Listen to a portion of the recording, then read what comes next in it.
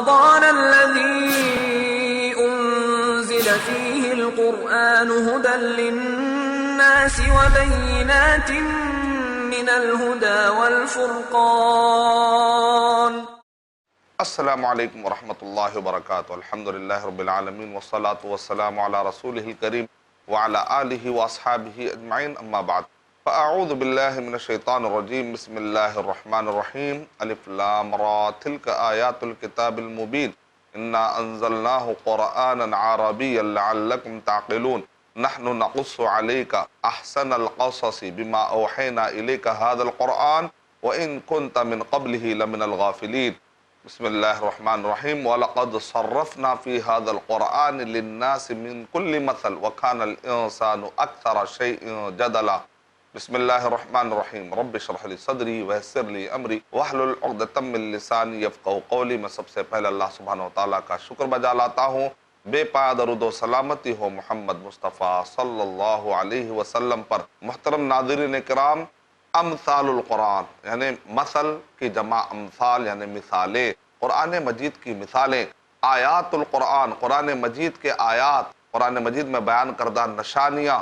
اور قصص القرآن یا قصص القرآن، قرآن مجید میں بیان کردہ قصے. کچھ اہم معلومات اگر ہم جمع کریں گے جن کو علوم القرآن کہا جاتا ہے تو قرآن مجید سمجھنے میں لطف آتا ہے. گزشتہ ایپیسوڈ میں قرآن مجید کے قصوں سے متعلق چند باتیں میں نے آپ کو بتائی تھی کہ سورہ یوسف سورہ نمبر 12 کے آیت نمبر 1، 2، 3، 4 میں اللہ تعالیٰ ارشاد فرما رہے الف لام را تلک آیات الکتاب المبین، یہ واضح کتاب کی آیاتیں ہیں. انا انزلناہ قرآن، ہم نے اس قرآن کو عربی میں بنایا تاکہ تم سمجھ سکو. اے عرب کے لوگو، تم سمجھ سکو گے تو پھر تم سمجھا بھی سکو گے نا. تو لعلکم تعقلون. نحن نقص علیک احسن القصص، کہ اللہ تعالیٰ کہہ رہے ہیں کہ جو کچھ بھی قرآن مجید میں وحی کے طور پر بیان کیا گیا اس میں سب سے بیسٹ قصہ اے نبی اکرم صلی اللہ علیہ وسلم آپ کو بیان کرنے جا رہے ہیں. وَإِن كُنْتَ مِن قَبْلِ لَمِنَ الْغَافِلِينَ، اس سے پہلے آپ اس بارے میں واقف نہیں تھے. تو جو کفار قریش تھے اور یہودی ان سے آ کر کہتے تھے کہ نبی صلی اللہ علیہ وسلم سے کہو کہ یعنی کہ کہیں نہ کہیں یہودیوں کا گزر بسر مکے میں بھی ہوا کرتا تھا، مدینے میں تو زیادہ وہ رہا کرتے تھے. تو بہرحال یا تو کفار قریش ان کی باتوں میں آ گئے یا پھر نصرانیوں کی باتوں میں آ گئے یا پھر ان کو خود خیال آیا. الگ الگ وجوہات ہے. بہرحال تو سوالات آ کر لوگوں نے کیے کہ دیکھو یوسف علیہ السلام کے بارے میں کیا کہتے ہیں. اگر یہ نبی ہیں تو پھر گزشتہ نبیوں کے بارے میں ان کے پاس کیا معلومات ہے، کیا انفارمیشن ہے. اس کے پیچھے یہودی اور نصرانی دیکھنا، خاص طور سے یہودی، اس بارے میں ان کو ایک اندازہ تھا کہ نبی اکرم صلی اللہ علیہ وسلم قصہ بیان کر پاتے ہیں کہ نہیں کر پاتے. تو انہوں نے کچھ سوالات کیے. تو نبی اکرم صلی اللہ علیہ وسلم نے اللہ سبحانہ وتعالیٰ کی طرف سے سورہ یوسف جب انہوں نے پڑھ کر سنائی تو ان کے پاس جو قصوں میں غلطیاں تھیں وہ غلطیوں کی بھی صفائی ہو گئی. اس حد تک وہ لوگ پریشان ہو گئے کہ اتنے صاف انداز میں یوسف علیہ السلام کا قصہ کہ جو غلط طریقے سے ان کے پاس جو تحریف کی وجہ سے جو غلطیاں اور نقائص پیدا ہو گئے تھے اس کی بھی اصلاح ہوتے چلے گئی. اور اتنے آتھنٹک طریقے سے جب قصہ بیان ہوا تو یقیناً ان کے لیے تمام حجت بھی ہو گیا. سورہ یوسف اس وقت پر نازل ہوتی ہے جیسا کہ میں نے آپ کو کہا کہ قرآن مجید کے صورتیں جو نازل کیے گئے تو بعض صورتوں سے پتہ چلتا ہے کہ یہ اس دور کی صورتیں جبکہ نبی صلی اللہ علیہ وسلم پر اٹیک بہت زیادہ ہو رہا تھا. نبی اکرم صلی اللہ علیہ وسلم کے ہجرت کا معاملہ ہو، نبی اکرم صلی اللہ علیہ وسلم کے گھر بار چھوڑنے کا معاملہ ہو، تو غم کی جو کیفیت ہوتی ہے اس غم کے وقت پر ایک تسلی. اور اسی طریقے سے نبی اکرم صلی اللہ علیہ وسلم پر یہ جو صورت نازل کی گئی اس کی وجہ سے کافی تسلی اس کے اندر ملتی ہے کہ جس طریقے سے کفار قریش نے نبی اکرم صلی اللہ علیہ وسلم کو نکال دیا، یوسف علیہ السلام کے بھائیوں نے بھی یوسف علیہ السلام کو نکال دیا. لیکن بعد میں کیا ہوا؟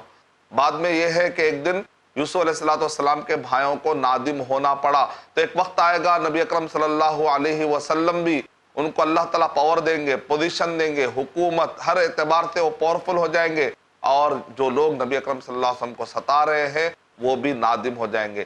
ایک وقت میں ان کے لیے سبق ہے جو مخالفت کر رہے تاکہ اپنی مخالفت سے باز آ جائے. خود نبی اکرم صلی اللہ علیہ وسلم کے تسلی ہے، صحابہ کرام کے لیے اس میں تسلی ہے. یہی وجہ ہے کہ نبی اکرم صلی اللہ علیہ وسلم نے جب فتح مکہ فتح کیا تو نبی اکرم صلی اللہ علیہ وسلم نے کیا کہا میں وہی معاملہ کرتا ہوں جو یوسف علیہ السلام نے اپنے بھائیوں کے ساتھ معاملہ کیا۔ اذهبوا فانتم الطلقاء، فتح الباری میں ابن حجر رحمۃ اللہ علیہ نے تاریخی حوالوں کے ساتھ اس قصے کو بیان کیا کہ نبی اکرم صلی اللہ علیہ وسلم نے کہا کہ میں تمہیں معاف کرتا ہوں، جس طریقے سے یوسف علیہ السلام نے اپنے بھائیوں کو معاف فرما دیا۔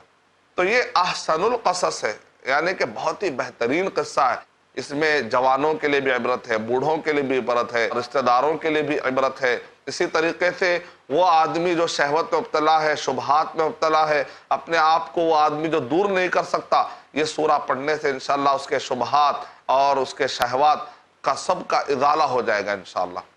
سورہ یوسف کے بعد چند جو اسباق بتائے گئے کہ سورہ یوسف میں توحید کا ذکر ملتا ہے، ارباب متفرقون خیر ام اللہ الواحد القہار، کیا تم کو الگ الگ رب چاہیے یا ایک پاورفل خدا؟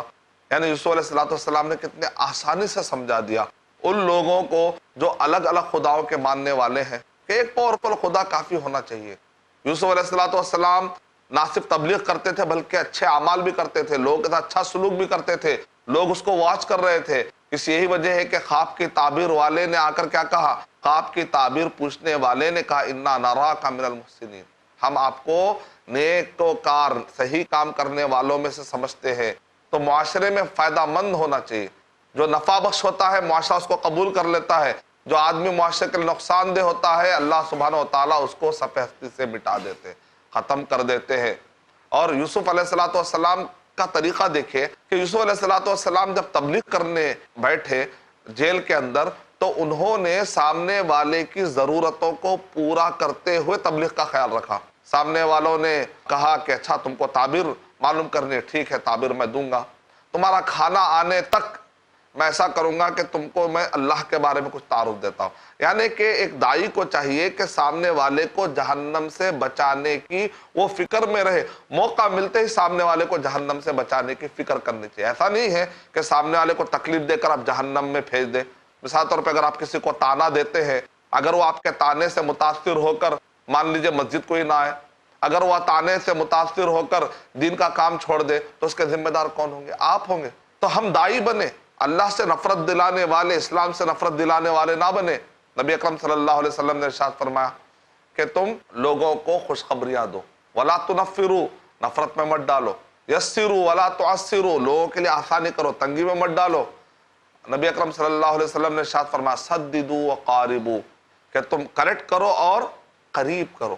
ایسا نہیں ہے کہ شددوا وباعدوا، تشدد کرو، سختی کرو اور لوگوں کو دور کر دو، ایسا نہیں ہونا۔ طعنوا، تانے دو اور دور کر دو، ایسا نہیں ہونا چاہیے معاملہ، بلکہ کریکٹ کرو اور قریب کرو۔ سامنے والے میں نقص ہوتا ہے نا تو اچھے طریقے سے ان کو کریکٹ کرو۔ کریکٹ کرنے کے لیے حکمت ہونی چاہیے، حکمت کے لیے آپ کو ہمیشہ سوچتے رہنا پڑے گا کہ مجھے کب اپرچونٹی ملتی ہے۔ یوسف علیہ السلام نے جیسے ان کو اپرچونٹی ملی الحمدللہ انہوں نے اس اپرچونٹی کا فائدہ اٹھایا، کہا کہ تمہارا کھانا آنے سے پہلے یقیناً میں تم کو تمہاری جو بات ہے بتا دوں گا۔ یوسف علیہ السلام نے سامنے یہ نہیں دیکھا کہ مجھ پر ظلم ہو رہا ہے، بادشاہ نے مجھ پر ظلم کیا، نہیں، ایک خیر والا آدمی خیر ہی سوچتا ہے۔ ابھی بادشاہ نے اعلان تو نہیں کیا تھا کہ یوسف علیہ السلام نے جو تعبیر بیان کی تو یوسف علیہ السلام نے یہ تو نہیں کہا میں تعبیر بیان کروں گا بشرطے کہ مجھے جیل سے نکال دو، نہیں، آپ نے اپنے طرف سے جو اچھا طریقے سے بیسٹ پارٹ ہو سکتا آپ نے نبھایا۔ قرآن مجید میں اللہ تعالیٰ مثالیں دیتے ہیں، قرآن مجید میں اللہ تعالیٰ نشانیاں بیان کرتے ہیں، تعلیمات ہمیں دیتے ہیں، اگر ہم اس کو پکڑ لیں تو بہت کام آئے گا۔ مثال کے طور پر قرآن مجید میں اللہ تعالیٰ نے دشمن کو دوست بنانے کا فارمولا بتایا۔ سورہ فصلت سورہ نمبر 41 کی آیت نمبر 34-35 میں اللہ تعالیٰ کہتے ہیں وَلَا تَسْتَوِي الْحَسَنَةُ وَلَا السَّيِّئَةُ، نیکی اور برائی دونوں برابر نہیں ہو سکتے، اچھائی اور برائی کبھی دونوں برابر نہیں ہو سکتے۔ ادفع باللتی ہی احسن، تو جب بھی ہو سکے تم اچھے طریقے سے جو تکلیفیں سامنے والا برے طریقے سے بہیو کرتا اچھے طریقے سے ٹال دیا کرو۔ فَإِذَا الَّذِي بَيْنَكَ وَبَيْنَهُ عَدَاوَةٌ كَأَنَّهُ وَلِيٌّ حَمِيمٌ، اچانک تم دیکھو گے کہ تمہارے سچے سلوک کی وجہ سے جس کے دل میں عداوت ہوگی اور کینہ کپٹ حسد ہوگا تمہارے بارے میں، اچانک اس کے دل میں سے وہ کینہ کپٹ وہ سب ختم ہو جائے گا، وہ تمہارا جانی دشمن جا کر وہ جگری دوست بن جائے گا۔ كَأَنَّهُ وَلِيٌّ حَمِيمٌ، لیکن یہ مرتبہ پانے کے لیے کیا کرنا پڑے گا؟ وَمَا يُلَقَّاهَا إِلَّا الَّذِينَ صَبَرُوا وَمَا يُلَقَّاهَا إِلَّا ذُو حَظٍّ عَظِيمٍ، صبر کرنا پڑے گا۔ آپ کو تھوڑا سا صبر کی عادت ڈالنے. صبر بہت بڑی چیز ہے. مثال کے طور پر والعصر کہا گیا، قسم ہے زمانے کی، ان الانسان لفی خسر، سارے انسان نقصان میں ہیں سوائے وہ لوگ جو 4 قسم کے کام کرتے ہیں. الا الذین آمنوا، یعنی ایمان یعنی علم، وعملوا الصالحات، عمل صالح، وتواصوا بالحق، حق کی وصیت کرنا یعنی اصلاح کرنا، دعوت کا کام کرنا. ایک مان لیجئے ایک آدمی نے علم بھی حاصل کیا، عمل بھی اچھا کر لیا، اصلاح اور دعوت کا کام بھی کیا، لیکن بے صبرا ہو گیا مان لیجئے، تو اس کی مثال ایسی ہے کہ اس نے تاگے میں اس نے موتیاں پروئی، موتیاں پروئی، جب اچھا پوری طریقے سے مالا بن گیا تب آخری میں اس کو کیا کرنا ہے، گھیٹی مارنا ہے. اچھے طریقے سے اگر وہ گھیٹی نہیں مارے گا، اگر گھاٹ نہیں لگائے گا اچھے طریقے سے، اور اس کے بعد ایسے ہی چھوڑ دے گا تو پورے مالے کے موتیاں کیا ہو جائیں گی، نکل جائیں گی. تو اسی طریقے سے اگر آدمی صبر، آخری میں صبر کا پیمانہ، وہ صبر کی کیفیت اس کے اندر نہ ہو تو اس کا علم بھی ویسٹ ہو سکتا ہے، اس کا عمل بھی ویسٹ ہو سکتا ہے، اس کی اصلاح اور دعوت کا کام بھی ویسٹ ہو سکتا ہے. تو صبر کی کیفیت ہونی چاہیے. اچھی طریقے سے اپنے ضبط کیجئے، اپنے غصے کو، اپنے اخلاق کو، اپنے عادات کو سنواریے. انشاءاللہ یہ آپ کے علم، آپ کے عمل اور آپ کے اصلاح اور دعوت کو 4 چاند لگا دیں گا. آپ کا صبر، آپ کا اخلاق. شهر رمضان الذي أنزل فيه القرآن پوچھو تو صحیح شیخ رضا رمضان الذي أنزل فيه القرآن. یوسف علیہ السلام کی زندگی دیکھیں آپ، صبر سے مالا مال ہے. نبی اکرم صلی اللہ علیہ وسلم کی زندگی دیکھیں آپ، صبر سے مالا مال ہے. سامنے والا دشمنی کر رہا ہے لیکن اس کے ساتھ خیر خواہی میں لگے ہوئے. نبی اکرم صلی اللہ علیہ وسلم فتح مکہ کے موقع پر چاہتے تو بدلہ لے سکتے تھے کہ نہیں؟ طائف کے میدان میں نبی اکرم صلی اللہ علیہ وسلم بدلہ لے سکتے تھے کہ نہیں لے سکتے؟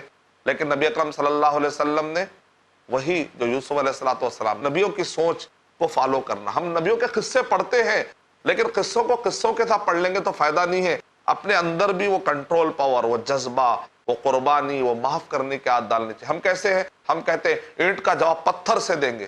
نہیں، ذرا صبر، جلال میں آنے کی ضرورت نہیں. اپنے آپ کو کنٹرول کریے. اینٹ کا جواب پتھر سے کیوں دیں گے آپ؟ پتھر اور مضبوط ہوتا ہے اینٹ سے زیادہ. پتھر سے اگر مار لگ جائے تو کیا اسلام میں زیادہ بدلہ لینے کی اجازت ہے؟ نہیں ہے. پھر آپ نے کیوں کہا اینٹ کا جواب پتھر سے دیں گے؟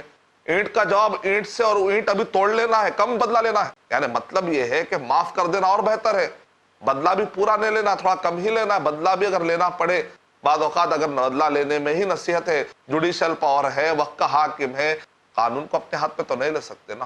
چلیے مان لیجئے کہ آپ نے اگر بدلہ نہیں لیا لیکن معاف کر دیا آپ نے، تو اللہ تعالیٰ قرآن مجید میں ارشاد فرما رہے ہیں فَمَنْ عَفَا وَأَصْلَحَ فَأَجْرُهُ عَلَى اللَّهِ. جس نے معاف کر دیا، اصلاح کی بات کی، تو اس کا اجر اللہ پر پکا ہے. آپ نماز پڑھتے ہیں نا تو اجر ملتا نہیں بول سکتے، لیکن معافی ایک ایسا عمل ہے کہ اجر ملے گا ہی ملے گا. تو یوسف علیہ السلام نے تعبیر دینے سے پہلے یہ نہیں کہا کہ مجھے جیل میں ڈالے، میں کیوں تعبیر دوں. نہیں، انہوں نے اپنا پارٹ نبھایا. انہوں نے اپنے طرف سے جو اچھائی ہو سکتی انہوں نے کیا. نبی اکرم صلی اللہ علیہ وسلم نے فتح مکہ کے موقع پر انا میں آ گئے کہ تم نے کلمہ کیوں نہیں پڑھا میرے بولنے کے بعد. بات ایسی نہیں، اسلام میں زبردستی کرنے کی اجازت نہیں ہے. دیکھیں قصوں کو پڑھیں گے. نبی اکرم صلی اللہ علیہ وسلم نے کہا میں تم کو معاف کرتا ہوں، میرے اوپر جو تم نے ظلم کیا ہے اس کے لیے میں تمہیں معاف کرتا ہوں، شاید کہ اب کلمہ پڑھ لیں. بلکہ نبی اکرم صلی اللہ علیہ وسلم نے یہاں تک کہ اکثر کیا ہوتا ہے، جب بھی کوئی جا کر کوئی کانکر کرتا ہے، کوئی ایریا فتح کر لیتا ہے، تو جنرلی کیا ہوتا ہے، جنرلی یہ ہوتا ہے نا کہ وہ ملک کا جو سربراہ ہوتا ہے سب سے پہلے اس کو قتل کرتے ہیں، اس کو پھانسی دیتے ہیں، سب کے سامنے اس کو عبرت بنانے کی کوشش کرتے ہیں. لیکن نبی اکرم صلی اللہ علیہ وسلم نے کیا کیا؟ نبی اکرم صلی اللہ علیہ وسلم نے ابو سفیان جو کہ مکے کے سردار تھے، نبی اکرم صلی اللہ علیہ وسلم نے عزت دی کہ نہیں دی؟ ایک آرڈنری انسان جو ہوتا ہے نا وہ کیا کرتا ہے، سامنے والے دشمن کو ذلیل کرنے کی پوزیشن میں رہتا ہے، ہمیشہ اس کی ٹوہ میں رہتا ہے. لیکن جو ایکسٹرا آرڈنری انسان ہوتا ہے وہ سامنے والے سردار کو عزت دیتا ہے، کیونکہ اس کے دماغ میں یہ ہے کہ اگر میں اس کو عزت دوں گا، اگر وہ اچھا ہو جائے گا تو اس کو دیکھ کر جو باقی کے لوگ ہیں نا وہ لوگ بھی اچھے ہو جائیں گے، نتیجے میں جہنم سے بچ جائیں گے. نبی اکرم صلی اللہ علیہ وسلم ایک آرڈنری انسان نہیں تھے، ایکسٹرا آرڈنری انسان. نبی اکرم صلی اللہ علیہ وسلم نے نہ صرف یہ کہا کہ ابو سفیان کو پناہ ہے، یہ نہیں کہا آپ نے، بلکہ نبی اکرم صلی اللہ علیہ وسلم نے یہ کہا، 13 حدیث کی کتابوں میں یہ ورڈ آیا، صحیح مسلم کے جو کلمات ہیں وہ یہ ہے، من دخل دار ابی سفیان فہو آمن. ابو سفیان کے گھر میں جو داخل ہو جائے گا اس کو بھی امن ہے. یعنی تصور کیجئے کہ ایک قوم کو ذلیل نہیں کیا جا رہا بلکہ قوم کو عزت دی جا رہی ہے، اور قوم کی نظر میں سردار کی عزت کو ویسے ہی رکھا جا رہا ہے. یعنی ابو سفیان کا جو گھر ہے اگر اس کے اندر کوئی قوم کے لوگ چلے جائیں گے تو ان کو بھی پناہ ہے. یعنی تصور کیجئے کہ ابو سفیان کا گھر بھر گیا اور اس کے بعد ایک آدمی آتا ہے, وہ کوئی کھڑکی کو لگا ہوا ہے, کوئی ان کے گھر کے میں پیر ڈالنے کی کوشش کر رہا ہے. تو یہاں پر ابو سفیان کو, سردار کو عزت ملی یا ذلت ملی؟ عزت ملی, کیونکہ آج آپ کا گھر ہے تو ہمارے لیے اس کے اندر امن ہے. تو نبی اکرم صلی اللہ علیہ وسلم اپنے دشمن کو بھی عزت دینا جانتے ہیں, لیکن ہم اپنے دوستوں کو عزت نہیں دیتے, ہم اپنی ماں کو عزت نہیں دیتے, ہم اپنے بھائی کو عزت نہیں دیتے. کیا ہو گیا ہمیں؟ ہم اپنے محسنوں کو بھول جاتے ہیں. ہمارے لیے جو رات دن تڑپتا ہے, دعائیں کرتا ہے, جب ہم کو ترقی مل جاتی ہے تو ہم اپنے لوگوں کو بھول جاتے ہیں. لیکن نبی اکرم صلی اللہ علیہ وسلم کے اخلاق دیکھے, 21 سال ستانے والوں کو ایسے ہی معاف کر دے رہے, بغیر شرط کے معاف کر دے رہے. ہم اگر معاف کرتے ہیں تو کتنی شرطیں لگاتے ہیں, کہتے ہیں دوبارہ ایسا نہیں کرنا, دیکھو پھر میرے ایسا کوئی نہیں ہوگا. ایسے اخلاق بتاتے ہیں کہ سامنے والا پریشان ہو جاتا ہے. یوسف علیہ السلام نے کتنا ان کا کھلا دل ہوتا ہے, ہمیشہ خیر کے عہد ڈالیے. مجھے کیا ملتا ہے یہ مت سوچے, مجھ سے لوگوں کو کیا ملتا ہے یہ سوچ, سامنے والے کا خیال رکھنا. ایک اورینٹلسٹ سے پوچھا گیا کہ نبی اکرم صلی اللہ علیہ وسلم کے زندگی میں تمہیں سب سے اچھی چیز کیا لگی؟ تو اس نے کہا نبی اکرم صلی اللہ علیہ وسلم کے زندگی کا اگر میں خلاصہ نکالوں تو وہ یہ ہے کہ اپنے سے زیادہ سامنے والے کا خیال کرتے تھے. طائف کے میدان میں نبی اکرم صلی اللہ علیہ وسلم چاہتے تو بدلہ لے سکتے تھے, لیکن نبی اکرم صلی اللہ علیہ وسلم نے کہا میرا خون تو بہہ گیا, اب سامنے والے کا خون کیوں بہے بھائی؟ نہیں, ان کو ذرا موقع دیا جائے. جنگ احد میں نبی اکرم صلی اللہ علیہ وسلم کا گالے مبارک, پیشانے مبارک, یہاں تک کہ قوت دھس گئی, دندان مبارک شہید ہو گئے, لیکن نبی اکرم صلی اللہ علیہ وسلم کہہ رہے ہیں کہ نہیں ان کو عذاب مت دینا, اللہ ان کو عذاب مت دو. حالانکہ سامنے والوں نے معافی بھی نہیں مانگی. یہ نبی اکرم صلی اللہ علیہ وسلم کا اونچا اخلاق ہے, انک لعلی خلق عظیم. تو یوسف علیہ السلام کے واقعے میں ہمیں بڑا صبر, بہت زیادہ صبر. ایک آدمی پہ تہمت لگتی ہے لیکن وہ اللہ تعالیٰ سے ناراض نہیں ہے.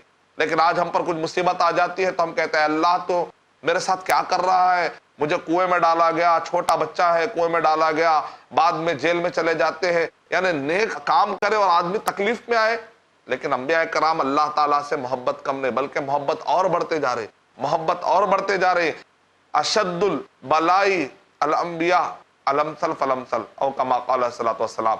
یعنی سب سے زیادہ جو مصیبتیں, جو آزمائش آتی ہے نا, جس کا ایمان جتنا زیادہ ہوتا ہے ویسے اللہ سبحانہ وتعالیٰ آزماتے ہیں. کیونکہ اللہ سبحانہ وتعالیٰ آزما کر پبلک کو بتاتے دیکھو ان کو نبی بنایا گیا, تم کہہ رہے تھے کہ ہم کو نبی کیوں نہیں بنایا گیا, دیکھے تم ان کے اخلاق, دیکھے تم ان کی قربانیاں, دیکھے یہ جو شخصیت ہے پورے قوم میں سب سے الگ نکل کے آ جاتی ہے. انبیاء کرام کو اللہ سبحانہ وتعالیٰ اتنے آزماتے ہیں, وہ ایسے ثابت قدم ہوتے ہیں, پوری قوم یہ کہہ اٹھتی ہے کہ یقیناً ہم کو نبی نہیں بنایا گیا, واقعی نبی بننے قابل تھے. اتنے زیادہ پورے قوم کے مصیبتوں کو, سب کو بغیر تکلیف کے جہنم سے بچا لے جانے کی وہ جو کیفیت, وہ جو سعادت, وہ جو صبر, وہ جو ولولہ, وہ جو ہمت, وہ جو مسلسل محنت کا جذبہ نبیوں میں ہوتا ہے, کام انسان کہاں سے لائے گا؟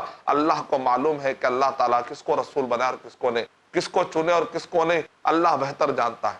تو قرآن مجید کے جو قصے ہوتے ہیں, ان قصوں پر ہم کو بار بار غور کرنا چاہیے. اور ذہن میں رکھیے کہ ہمیشہ حالات آپ کے موافق ہونا ضروری نہیں. مثال کے طور پہ سورہ فرقان سورہ نمبر 25 کے آیت نمبر 20 میں اللہ تعالیٰ نے, دیکھ قرآن مجید میں مثالیں ہیں, تعلیمات ہیں, نشانیاں ہیں, قصے ہیں. سب کا مقصد کیا ہوتا ہے؟ تاکہ آدمی زندگی گزارے بڑے آسانی کے ساتھ, اس کو کچھ رہنمائی مل جائے. اللہ تعالیٰ قرآن مجید میں ایک نقطہ دے رہے ہیں, غور کریے اس میں, کہ ہمیشہ آپ کے اطراف کے جو لوگ ہوتے ہیں نا, وہ لوگ آپ کے موافق ہونا کوئی ضروری نہیں, آپ کا میچنگ ہونا کوئی ضروری نہیں. مس میچ ہو سکتا ہے, لیکن وہ مس میچ ہوتے ہوئے بھی آپ کیسے رہیں, یہ آپ کو قرآن مجید آپ کو تصور دیتا ہے, یہ آپ کو گر دیتا ہے, یہ آپ کو ایک راز سکھاتا ہے. وَجَعَلْنَا بَعْضَكُمْ لِبَعْضٍ فِتْنَةً. اللہ تعالیٰ قرآن مجید میں کیا کہہ رہے ہیں؟ ہم نے تم کو ایک دوسرے کے لیے وفقہ نہیں کہہ رہے, فتنہ کہہ رہے, ہم نے تم کو ایک دوسرے کے لیے فتنہ بنایا. اب ایک آدمی یہ کہے گا میں ایسے کو دوست بناؤں گا جو میرے سائیکالوجی پہ 100% فٹ آنا چاہیے, ایسا دوست کبھی اس کو مل ہی نہیں سکتا. یعنی وہ غلط چیز کی تلاش میں ہے نا, یعنی مس میچ رہے گا, کچھ نہ کچھ کمی رہے گی. ہو سکتا ہے کہ کوئی آپ سے آپ کے سائیکالوجی پہ 1% فٹ آئے, کوئی 2%, کوئی 3%, 99, 100 تو نہیں ہو سکتا. 1% تو کچھ نہ کچھ مس میچ رہے گا, کیونکہ اللہ تعالیٰ قرآن مجید میں کہہ رہے ہیں کہ ہم نے تم کو ایک دوسرے کے لیے فتنہ بنایا, وفقہ نہیں. وَجَعَلْنَا بَعْضَكُمْ لِبَعْضٍ فِتْنَةً، ہم نے تم کو ایک دوسرے کے لیے آزمائش بنا. جب اللہ تعالیٰ آزمائش بنایا کہہ رہا ہے تو ہم کیسے کہیں گے کہ میرا 100% میچ ہونا ضروری نہیں. 1% تو ہو سکتا ہے کہ وہ آزمائش بن جا سکتا ہے آپ کے لیے. آپ کو روٹی پسند ہے، اس کو چاول پسند ہے.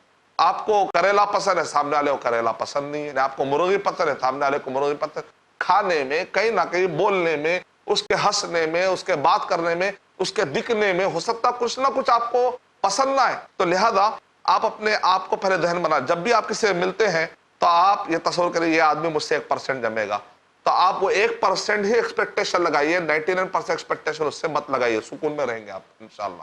ایک آدمی ہے 99% آپ سے میچ ہو رہا ہے، لیکن آپ کیا کرتے ہیں؟ اس کو انڈر اسٹیمیٹ کرتے ہیں. اکثر کیا ہوتا ہے، جو نہیں ملتا ہے اس کے پیچھے لوگ جا کر بھاگ کر اس سے دوستی کرنے کی کوشش کرتے ہیں، اور جو آدمی بیچارہ قدر کر رہا ہے نا، اس کی قدر نہیں کرتے.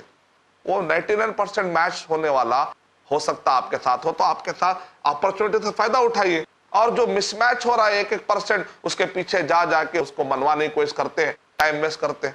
ایک عالم صاحب سے پوچھا گیا کہ بتاؤ تو صحیح کہ آپ اتنے لاکھوں لوگوں کو کیسے مینج کرتے ہیں، صبر کے ساتھ، پیار کے ساتھ، محبت کے ساتھ.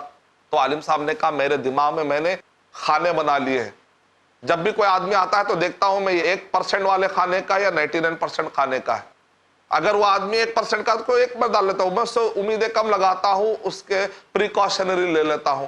تو دیکھا آپ نے، ہر آدمی کو 100% میچ یا نہیں تو نہیں، یا تو پوری طرح سے میچ ہوگا ورنہ نہیں، میں اس سے دوستی نہیں کروں گا. ایسا کر کے آپ بہت سارے دشمن بنا لیں گے. پھر بات ایسی نہیں ہے. ہو سکتا وہ 1% جو خیر ہو آپ کی زندگی میں، بعض اوقات وہ 1% کی بڑی اہمیت ہوتی ہے، بعض اوقات وہ 20% کی بڑی اہمیت ہوتی ہے، وہ 30% کی اہمیت ہوتی ہے. ایک مرتبہ میں ایسا تشریح کر رہا تھا اس آیت کی، تو ایک صاحب نے کہا میرے چاچا سے نہیں بنتی. ارشد بھائی ایسا دنیا میں اللہ نے ایسا کیوں بنایا، مس میچ کیوں بنایا اللہ تعالیٰ نے؟ تو میں نے کہا آگے کی آیت میں اس کا جواب ہے وَجَعَلْنَا بَعْضَكُمْ لِبَعْضٍ فِتْنَةً أَتَصْبِرُونَ. اللہ تعالیٰ کہہ رہے ہیں ہم نے تم کو ایک دوسرے کے لیے مس میچ بنایا. اللہ دیکھنا چاہتے ہیں کہ کیا تم صبر کرتے ہو کہ نہیں کرتے. اچھا ارشد بھائی یہ صبر، اللہ تعالیٰ نے ایسا صبر جانچنے کے لیے ایسا نظام کیوں رکھا؟ میں نے کہا اس کا جواب آگے آ رہا ہے وَكَانَ رَبُّكَ بَصِيرًا، اور تمہارا رب ہے جو تمہیں اوپر سے دیکھ رہا ہے. یعنی اللہ تعالیٰ دیکھ رہے ہیں کہ کون سا بندہ ہے جو صبر کرتا ہے نہیں کرتا. ایک آزمائش ہے، یہ اللہ کا طریقہ ہے. اللہ اونر ہے ہمارے، تو اللہ کو معلوم ہے کہ کس آدمی کو کیسے جانچنا ہے. اس کا فائدہ یہ ہوتا ہے کہ اللہ سبحانہ و تعالیٰ آپ کے اندر اور اچھی صلاحیتیں اجاگر کرنا چاہتے ہیں. جب آپ صبر کریں گے تو کئی اچھی چیزیں سیکھیں گے. جلدی فرسٹریشن ہو جائیں گے، برداشت کے ہاتھ نہیں ڈالیں گے تو پھر آپ سیکھیں گے کیسے؟ سونا بھٹی میں گزر کے کندن بن جاتا ہے. انسان مصیبت سے گزرتا ہے نا تو پھر انسان کے اندر ایسے صلاحیت پیدا ہو جاتی ہے کہ وہ بڑے بڑے کام کرنے کے قابل ہو جاتا ہے. یوسف علیہ السلام جب مصیبتوں سے گزرے تو آخری میں انہوں نے ایک ایسا رول ادا کیا کہ اس وقت کا حاکم بھی کیپبل نہیں تھا. اتنی صلاحیتیں کہاں سے آ گئی؟ جب آدمی مصیبتوں سے گزرتا ہے تو ایک عجیب قسم کی صلاحیتیں اس کے اندر جنم لیتی ہے. جس کو تم برا سمجھتے ہو تمہارے لیے کیا ہوتا ہے؟ اچھا ہوتا ہے. جس کو تم اچھا سمجھتے ہو بعض اوقات وہ کیا ہوتا ہے تمہارے لیے برا ہوتا ہے. اللہ وہ جانتا ہے جو تم نہیں جانتے. تو لہذا اللہ کی تقدیر پر راضی رہنا چاہیے. اگر کچھ ایسی مصیبتیں جو آ رہی ہیں جو آپ پسند نہیں کر رہے تو اس کو آپ ایکسیپٹ کریے. اللہ تعالیٰ کی طرف سے اس میں خیر ہے، آج نہیں تو کل اس کے فائدے آپ کو سمجھ میں آئیں گے. بہرحال یوسف علیہ السلام کی زندگی میں توکل کرنے والوں کے لیے، تقدیر پر چلنے والوں کے لیے، صبر کرنے والوں کے لیے، اونچے عزم رکھنے والوں کے لیے، مصیبتوں میں گھرے ہوئے انسانوں کے لیے تسلی ہی تسلی ہے. میں اللہ تعالیٰ سے دعا کرتا ہوں کہ اللہ تعالیٰ مجھے اور آپ سب کو سچا اور پکا قرآن مجید کا طالب علم بنا دے. آمین. وآخر دعوانا ان الحمدللہ رب العالمین. السلام علیکم ورحمۃ اللہ وبرکاتہ. إن الذي فرض عليك القرآن لرادك إلى معاد قل ربي أعلم من